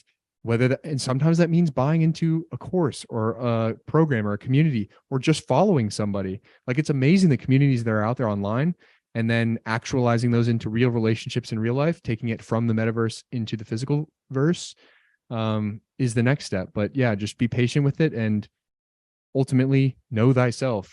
And if you are really, really strong in that frame, you can wait for that next group of people to come in. Yeah. And just as a little addendum on because I've had actually a lot of people ask as of late about like, you know, what to do with people, either like cutting people out of my life or whatever. I think one of the best parts, and right, my response was the same, like on my stories, is when you are taking all these steps to change your life, the people who matter will stay. Those who do not, even though it might hurt in some cases or might be a little bit of a trial, will leave. And 99% of them are going to leave voluntarily without a problem. Yep, I completely agree. Because a lot of those people, it's almost the perception that they're very present, because maybe they're just having weird remarks on the story, or you see them around. Maybe they're people you share an apartment with. You know, like this past year, I was in an apartment with people that I went to university with, and they're going a lot more of a traditional path. And so it was like I was taking uncommon action, and there was almost like an underlying friction, even though we were all still very good friends.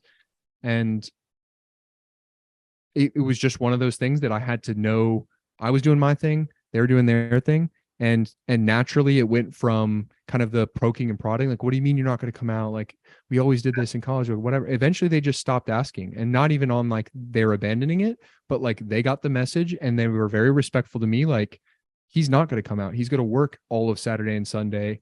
And like, it's just what you have to do. And, you know, I still shared those living spaces, and you can treat your family very much the same way. Like, define clearly for yourself what you're doing, articulate it to them so that they're at least aware, like give them a fighting chance, and then just do you. Like, sit in your lane and be comfortable kind of taking a little bit of the rocking and the weird looks and the offhanded comments. People are just really weird and like neurotic, and they have a hard time communicating their emotions. And so it's okay. Like, we're all navigating this like very dicey landscape of interpersonal relationships. Believe me deeply when I say that the family thing is hard and is still hard, and I'm still kind of internalizing a lot of that stuff, and they are too. But know that they are acting up to their ability level, not in some sort of way out of malice or malintent. Yes. Perfect. Well, I think that was a great answer for Ulysses. I hope that you felt that way, and I totally know where you are coming from. So if you want somebody to talk to about it, DM Will, DM me. Maybe there could be more personalized feedback there, but just stay the course, brother. It'll all be good, and it is 100% worth it. That is one last thing that I will say, is it's 100% worth it. You cannot give up on your purpose. Could not be more worth it. The boy Talon has listed a few questions here, some of which we've touched on kind of last podcast. So I will pick, this was kind of an interesting one. He said, what do you believe people can live without to make their lives better / the world better / what have you removed from your life that has increased happiness or success? Number one, and like immediate auto suggestion, is wasted time.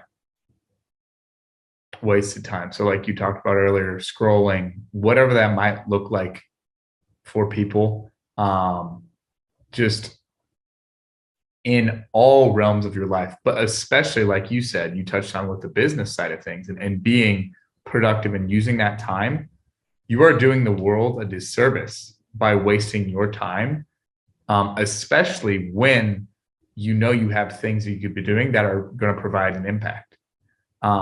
Because, well, one, we're going to take it in just from a business side of things. One, if you have an idea for a business and you do not pursue that and act with speed there, and you're wasting the time, then literally that idea can leave you or be used by somebody else, right? And so, okay, you just not only wasted time, but wasted a life opportunity where who knows where it could have gone.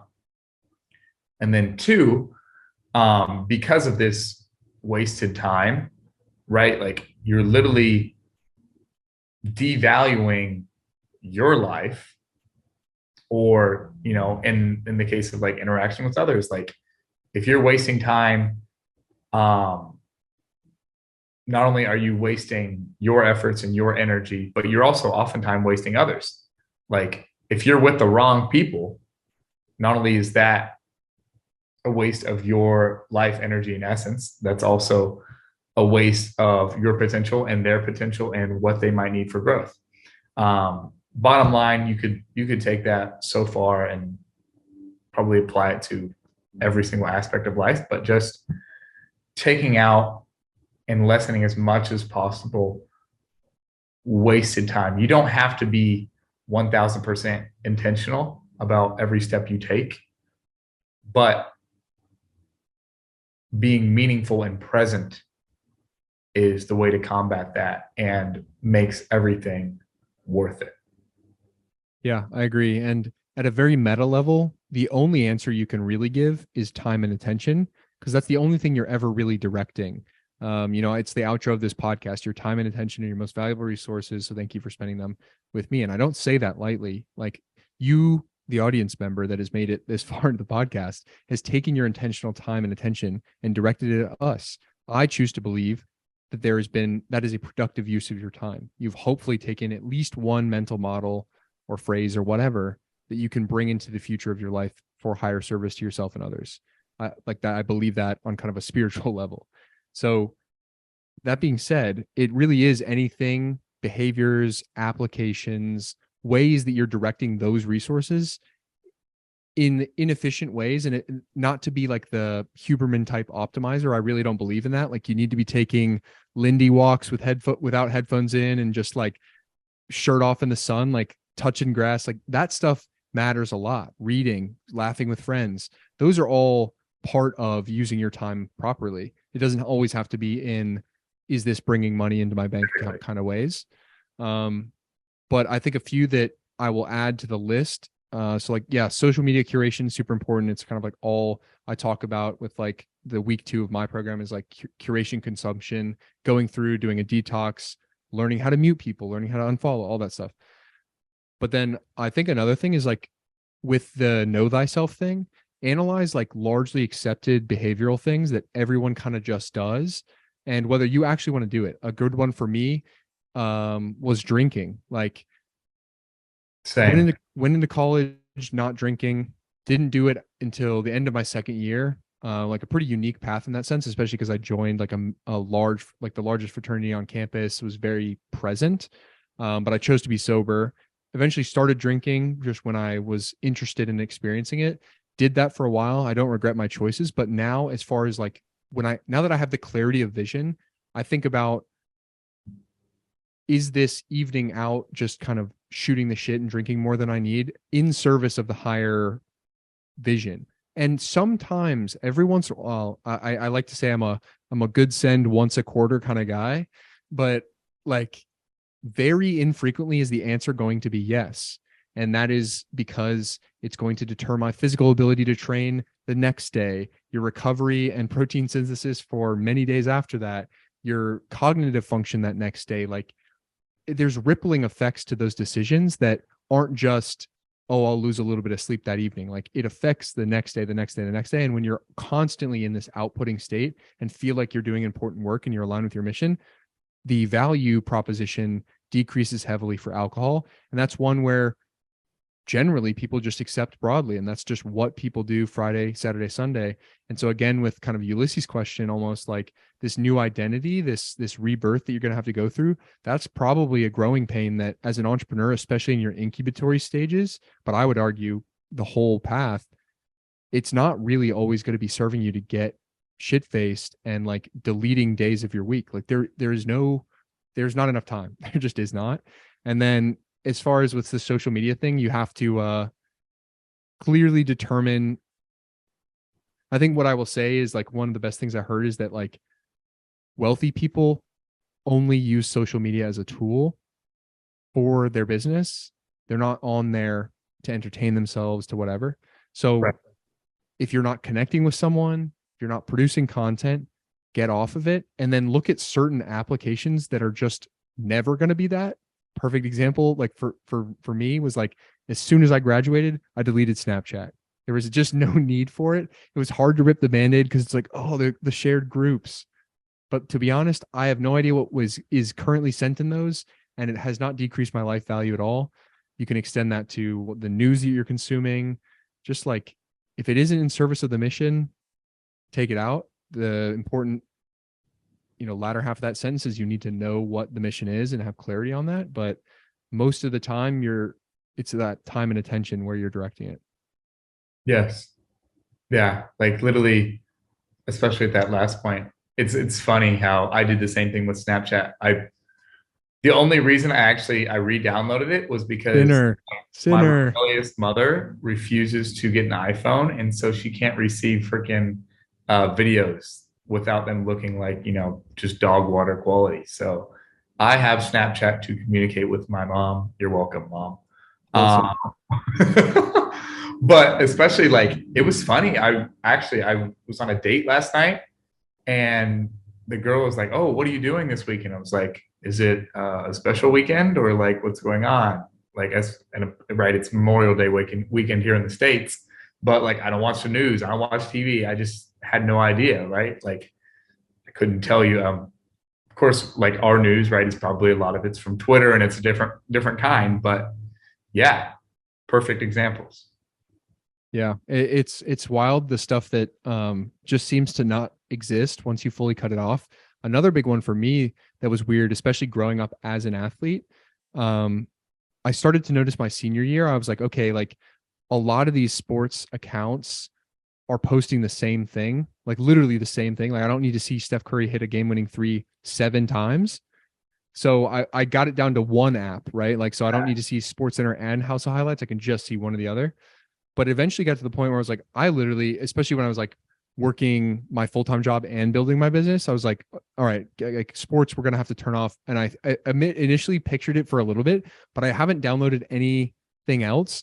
And like the next text I get, I was just like I was out of the middle of the fall. My brother's like, are you watching the Super Bowl this weekend? I'm like, the Super Bowl's on, like we're in the playoffs. Yes. I think the NBA finals, and from someone who, right, basketball is such a huge thing.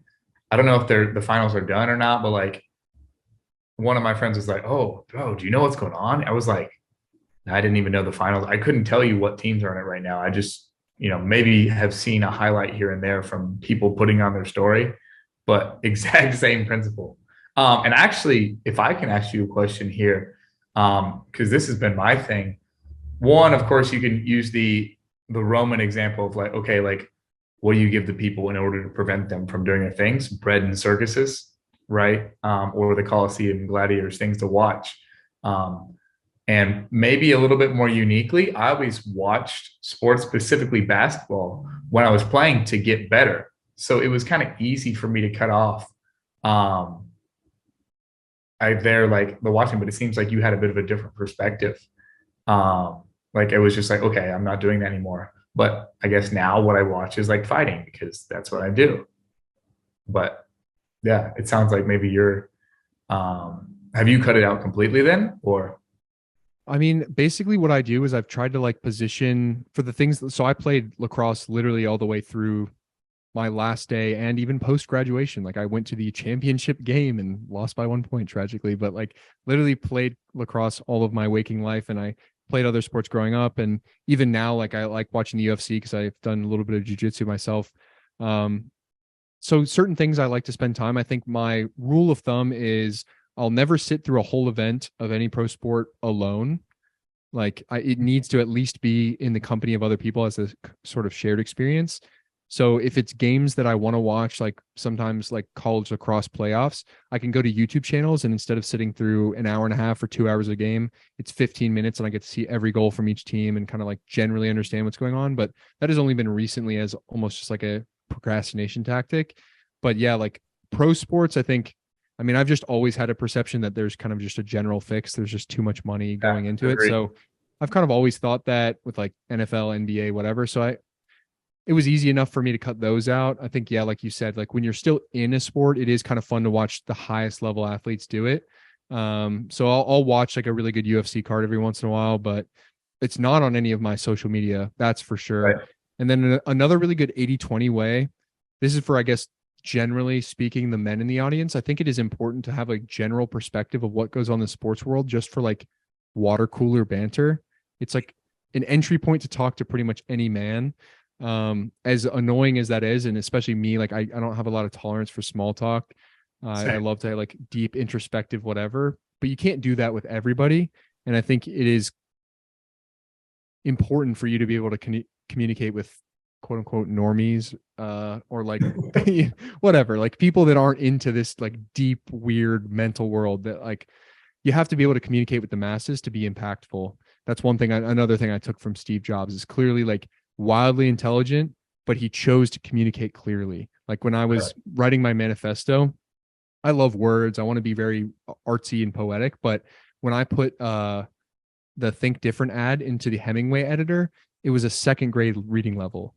Like it matters to communicate simply. So that's a bit side note, but as far as communicating with the general masses, like sports are an important entry point. And I think that shared essence, like knowing generally what's going on, like, did you see the game?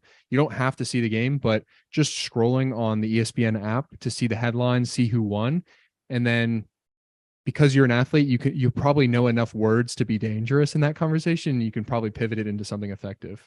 Yeah. And I just think overall, right, like it is a powerful tool, especially like we talked about, like even in college, right? Like, but now business is our sport, right? So like that's the area of study anyway. So it's not like we can really be like, yes, I definitely do get caught up in the like, oh, you watching a sports ball game this weekend? I have no idea what the fuck's going on, right? Like shit like that. But to be fair, like, okay, all really like in some ways, we're still studying the people we want to be like, which in a way is what sports is. But the important differentiator is whether you're actually taking action or not, I think. Yeah, I agree. I definitely think that we see a lot of that externalization. I mean, like, yes, there is are the elites just hanging it over our heads as a distraction mechanism, but I also think on the like individual scale, it becomes like, I think it's like wild to me. Like grown men will paint their faces colors and like scream with deep emphatic passion about their like team. Cry when their sports team, right? Yeah, and it's crazy, but I think it shows how deeply that the masculine essence craves for purpose and overcoming and kind of this like.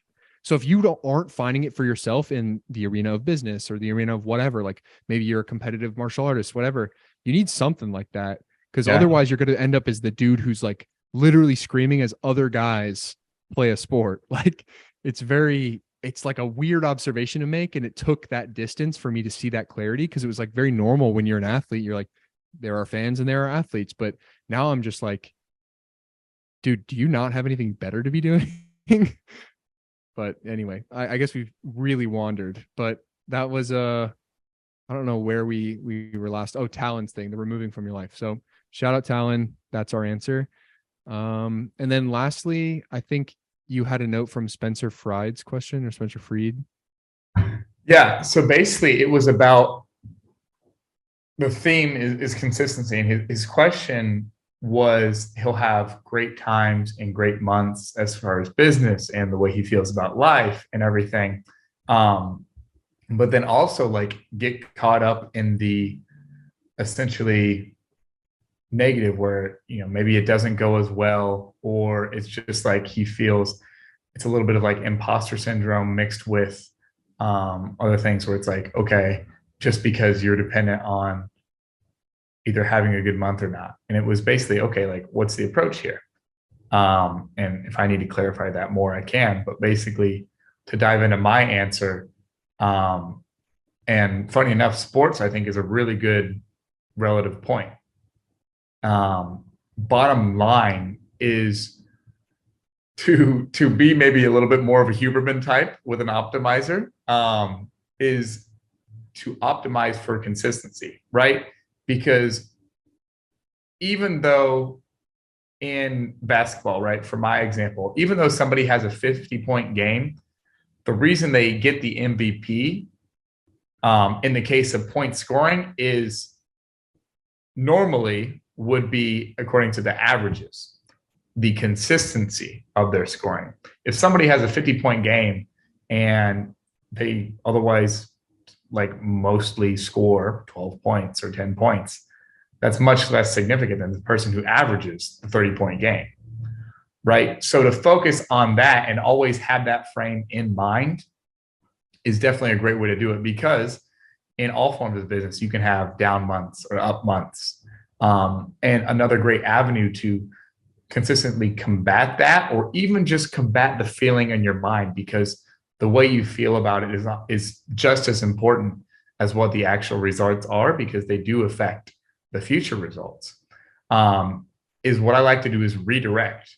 So if I am, and also why it's important to have humbling activities, if I am crushing it in the business world, I'm aware of the basically like sine curve sort of syndrome, right? Where you're going to go up, you're going to go down, et cetera, et cetera. But it's equally as important to have that contrast in your life of other things where either you're just eating shit all day in terms of, right, for jujitsu, I am bad at jujitsu right now, where, I'm getting tapped out all the time. I just really don't have an idea of like, okay, like if I get somebody, to a certain point, it's like, okay, I don't know what to do now. Awesome. Right. And you're just getting humbled. Or I've done dancing where like you suck at dancing and it's just like, oh, wow, this is really bad and embarrassing. It's important to have, activities like that to redirect, and also kind of like balance out the good with the shit, or whatever, it's not really ever about shit. Just about getting better. And then also having the things that you do that you're very good at. And just by essentially having these responses, you will maintain a more consistent balance, especially in terms of like the feeling and the overall performance. And that's what I would say there in order to achieve consistency, and even getting rid of the imposter syndrome too, is bottom line. You can do that to combat it, and then just get better, period, right? Because when you're always taking steps, it's just like you had to start in the beginning, and oftentimes, you had a lot of failures, but the better and the better and the better you get, the less you'll have those failures, and just the more how it is. So more often than not, it's just going to be, this was a failure. And when you frame that not only as a failure, but as a lesson, and look for reasoning of why I failed, then every failure is a positive too. Yeah, I agree. And I think that assuming you have already succeeded in business, it means you probably have the competencies to deal with okay, this is a down month. Do we need to make adjustments? Like the X's and O's are always going to be pretty obvious if you're even kind of okay at business. Like we need to throttle up on this spend, or we need to adjust how we're doing outreach, whatever. But I do think that you touched on like that mental side is super important, because you have to be able to kind of weather the ups and downs of the wave. You are not going to change the wave, so just ride it. Like there's the down trough and then there's the up trough. So I think that a quote that I've really internalized that I love is impatient with action, patient with the results. So like you're not always going to see immediately the cash flow coming in from X, Y, and Z. It may take 3 months for that to hit from the impatient consistency with action. I know I was sending 100 DMs a day for 100 days. There was only so many no's before you get your first yes. And that's a small example. So whatever your business model is, just be impatient with the action that you take on the day to day, like be absorbed in the process. And then the results are the ebb and the flow. Don't bury your head in the sand. Like obviously it's all feedback, like do more of the thing that makes you more money, do less of the thing that makes you less money, but don't like sweat that stuff. Like the best businesses in the world, the Apples, the Amazons, the Teslas, like huge fluctuations. So don't like shit the bed. Like it is just the nature of an economy. And we get to see these like tiny economies of scale with our little internet businesses. But it is mirrored at the big scale as well. And that's that last point, especially like the best of the best are great because, like you said, they correct a lot of these things quickly. And so like, that's why I love the whole analogy of the road in terms of like, you're going on your path. The faster you can get back to your road, AKA your highest performing self, the less you have these problems in these Dallas months. So oftentimes I definitely bet some money on it, and I'm not really a gambling man, but oftentimes the reason you would have problems like this are because you're getting away from what keeps you on the road. So I would encourage you to evaluate your life. Look at, if you don't already know, look at what drives the good things, the productivity, the success, and keep doing them and adding to them. And then look at obviously what takes you off your road. And man, stop doing that. Just quit doing that shit. Yeah. We've talked a little bit on the first episode about that self-defeating nature. I have a podcast coming out after this episode with the co-founder of Entrepreneur, Vash, and he said that humans are really good at forgetting. So you just need to create reminders, whether that be the friend that texts you, hey, did you get your needle movers done this week? Or you join a community where there's an accountability chat, or whatever the vehicle is for you, tattooing reminders on your arm, like whatever degree of severity you are comfortable with, like we can always forget. So return to those frames that are important and stay the path. And then this is a last one. Really interested to see how it goes. Hopefully we don't wander too far. We are at the 150. So this is for the real ones. Mateo asked, what ancient practice would you like to see a resurgence of?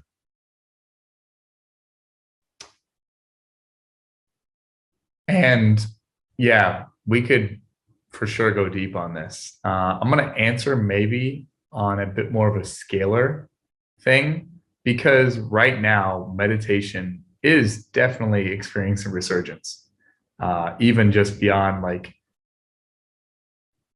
normal resurgence of maybe like yoga like practices, right? So I would love to see meditation be just as mainstream as like watching TV.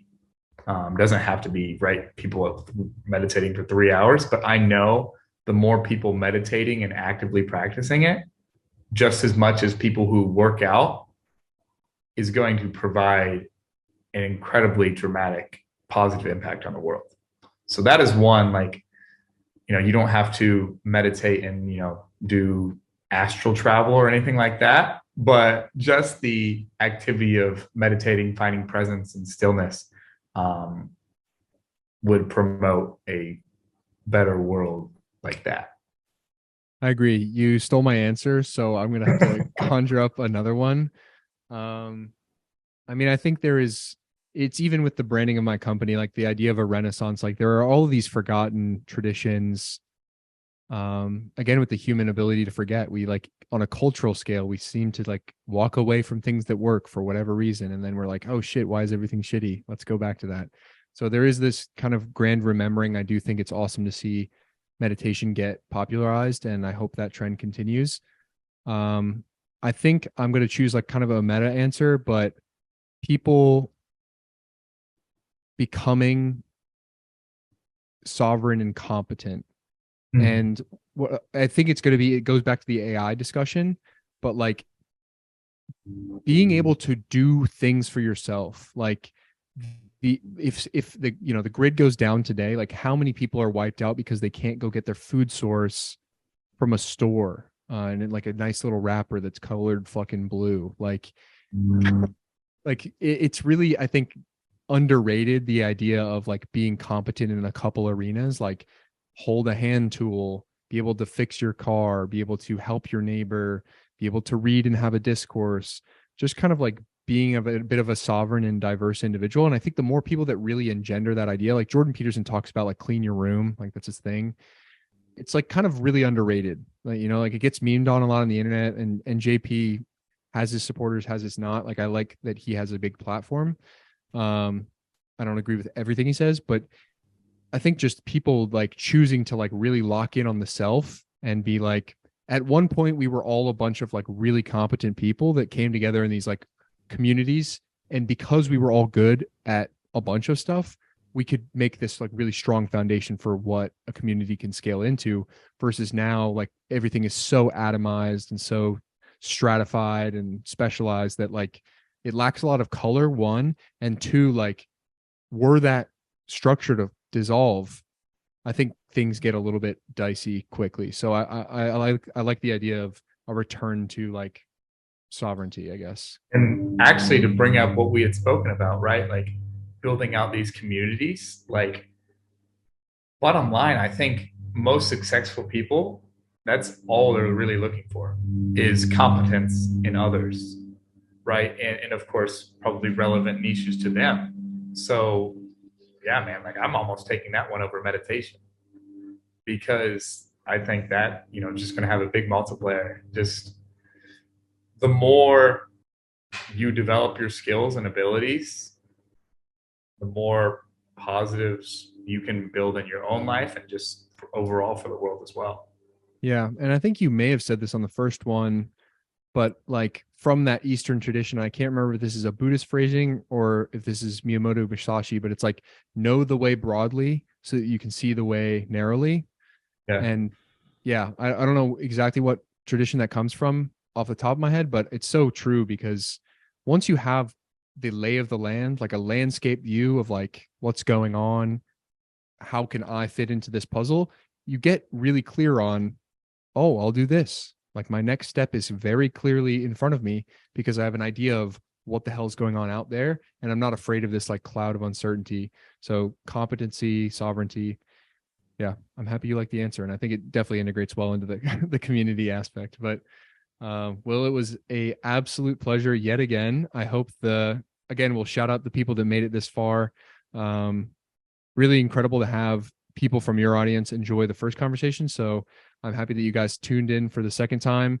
Again, you can kind of share this with people you found that you think might find it valuable within the people that follow you. That helps growth for both my message and Will's message. It means the world, because I think we're both doing important things for the world.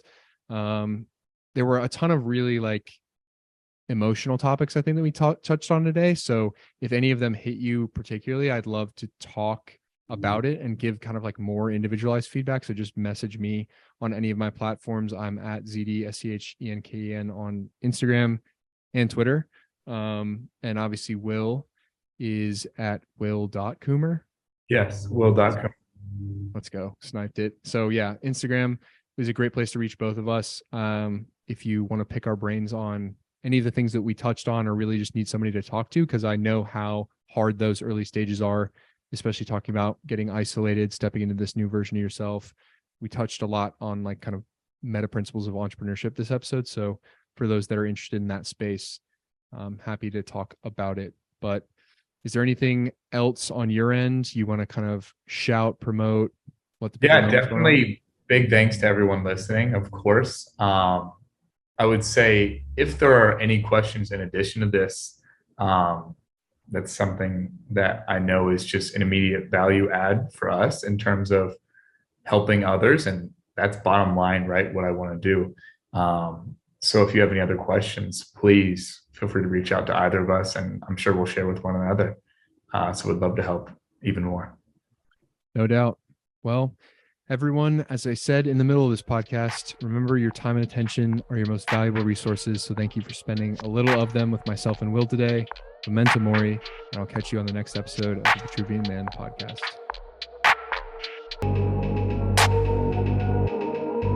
and if he fails, at least fails while daring greater, so that his place shall never be with those cold and timid souls who know neither victory nor defeat.